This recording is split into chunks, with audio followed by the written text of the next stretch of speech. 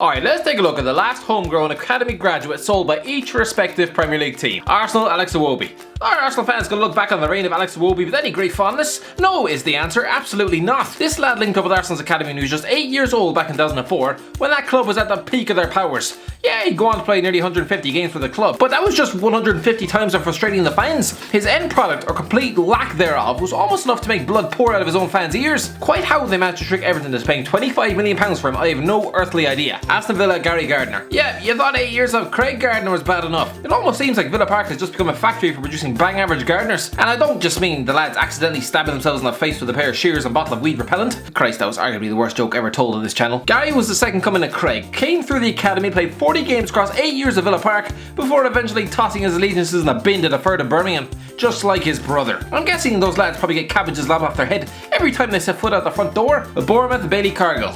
I'm gonna be honest, I've never heard of Bailey Cargill in my life. And neither of you, you liar. Having joined the club at the age of 13 back in 2008, he only played once for the club, being tossed out on seven time-wasting loan spells for the best part of a decade, before finally being spat out to MK Dons for good in 2018. Brighton, Tommy Elphick. Yes, Tommy Elphick might have made his name as a promotion-winning captain at Bournemouth, but he actually spent 7 years of his life at Brighton. Yeah, he and his brother Gary, currently a defender for Hastings United, unlucky lad, linked up with the Seagulls in 2005, made nearly 200 appearances for the club before being moved on to Bournemouth in 2012. A side who were on the cusp of extinction to League 2, Burnley, Tom Anderson. Who or what is Tom Anderson exactly? You have to feel sorry for this guy. He spent 18 years of his life at Burnley, does not have one single appearance to show for it. The defender had been at Turf Moor since he was 7 years of age, and no, was never allowed onto the pitch in nearly 2 decades at the club. That is just cruel. Instead, he was tossed out on multiple loans to the Conference, League 1 and 2, before finally being rewarded for his patience, not with a Premier League appearance, but no, a permanent sale to Doncaster Rovers in January 2018. The poor lad probably felt like pulling out his own teeth. Chelsea, Ola Aina. Ola Aina probably must feel like stuffing his head in a toilet right about now. This is a lad who spent 12 years of his life waiting in the shadows, desperately pining for a sniff of the first team. The lad has waited diligently, done the initiation for all Chelsea bench warmers, i.e. be stuffed out on loan in a practical shoebox, end up switching international allegiance, and still, it did not pay off. This was the year where Chelsea youngsters finally cast off the shackles of the club's reckless shopaholic spending to at last break into the first team. Except no, not Ola Aina, a former under-11 schoolboy for the club, who was finally sold at Torino in June for £9 million. The Nigerian left back probably looked at Reece James, finally getting minutes on the pitch, and probably wants to jam his head in a toaster. Crystal Palace, Aaron Wan-Bissaka. £50 million after just 42 games of football. Steve Parish probably can't believe his luck. 2 years ago, nobody had a clue who or what this 21-year-old right back was. Now he's one of the most expensive defenders of all time. Wan-Bissaka came through the academy at Selhurst Park, starting out as a winger at the age of 11, before signing his first pro contract in December 2016, essentially being groomed to be flogged for a big fat paycheck at a later date. A bit like cattle. Everton, Therese Browning. This man's career is going to be a complete waste of time. I'm sorry, but it is. Therese Browning, who had been at Everton since the age of 10, was being groomed to one day make his way into the club's backline. A bit like Mason Holgate. But no, he played just 7 games, was spat out on loan to Wigan, Preston and hopelessly Sunderland, whereas Brandon defending practically induced diarrhea in the crowd, before finally ending up at Guangzhou Evergrande in February. You think that's weird? The 25-year-old has just switched international allegiance. After multiple England underage caps, he's now declared for China. If that man, without an ounce of Chinese blood in his scout's body, ends up representing China at the World Cup, on account of spending a few months on the bench at Guangzhou Evergrande, then that is an absolute farce. Leicester, Jeffrey Schlupp. Remember back in 2013 when Jeffrey Schlupp was dragged into Manchester United on trial as a 21-year-old striker? Yeah, his career didn't really pan out like that, did it? The lad who had been at Leicester since 2005 ended up a title-winning utility full-back before being flogged to Crystal Palace for £12 million in January 2017. Liverpool, Ryan Kent. It's hard to tell if Liverpool will regret selling Ryan Kent. Considering his career pretty much stalled, probably not. It's a bit like asking them if they regret selling Tom Ince. I'm guessing no. Kent had been at Liverpool since 2003, just 7 years old, and finally bit the bullet, leaving permanently to play under his hero Steven Gerrard at Rangers after 0 first-team appearances and 5 separate loan spells. Man City, Manu Garcia. Yeah, I know, Manu Garcia isn't exactly Mancunian or even English, but technically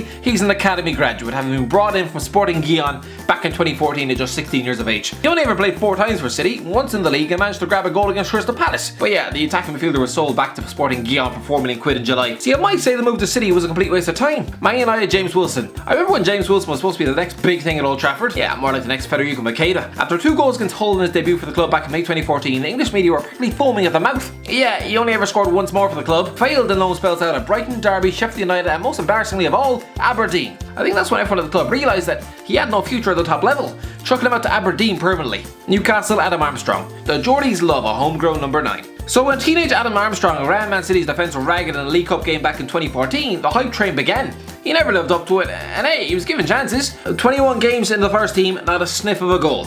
In August 2018, he was sold to Blackburn, making the complete opposite move to Alan Shearer, and I guess he's done alright.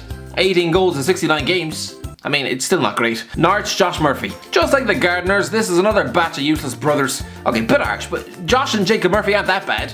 They're of championship standard though, and should never be allowed back in the top flight under penalty of torture. Josh Murphy was the more recently sold one, having been at Norwich since 12 years of age. He was flogged to Cardiff for 11 million quid in June 2018. He hasn't done much in Wales at all. He hasn't even bothered any sheep. Sheffield United, David Brooks. I'll admit, at the time I did not think David Brooks was going to amount to much when he initially sold to Bournemouth. I was wrong, the lad is going to be a top player. Finally chucked out of Sheffield United in 2018 for £11.5 million, he went on to excel in his first season at Bournemouth. Currently injured, but watch this space. Southampton, Matt Targett. It must feel weird for Matt Targett to be stuck on the bench at Aston Villa, having spent 16 years of his life on the south coast of Southampton. The man made 63 appearances for the Saints and commanded a £15 million price tag.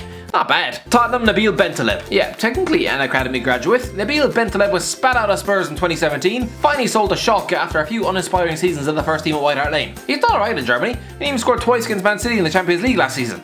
Was also part of a midfield that shipped 7 at the Etihad, but let's just forget about that one. Watford, Sean Murray. Well, Watford do not have many academy graduates, do they? Here's Sean Murray, a 26-year-old midfielder, former Irish underage player, currently at Dundalk FC. He came through the ranks of Watford, spending 14 years of his life there before being sold on to Swindon Town in 2016. Unless you're League of Ireland fanatics, you're never going to hear from this man again in your life, so moving on. West Ham, Reece Oxford. Remember when Reece Oxford marked Mesut Ozil out of a game at just 16 and everyone predicted he was going to have a world-class future? Yeah, not so much. And looking back at top West Ham Academy graduates, this lad will not even be in the conversation.